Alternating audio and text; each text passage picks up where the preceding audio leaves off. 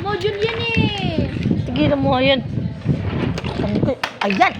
Ayan! Hindi kita bibigyan ng halo-halo. Ayun na. Tita Emma, di ba nandiyan yung halo-halo ko? Okay. Hindi ko bibigyan yung isa. Gusto mo ba ng halo-halo? Sumagot ka. Gusto mo ba ng halo-halo?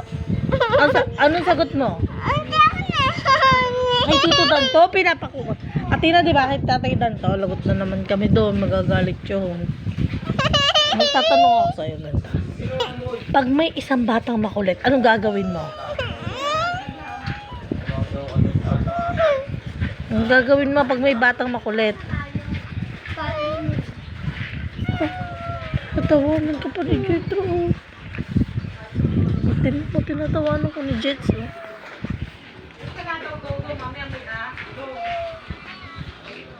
Oh.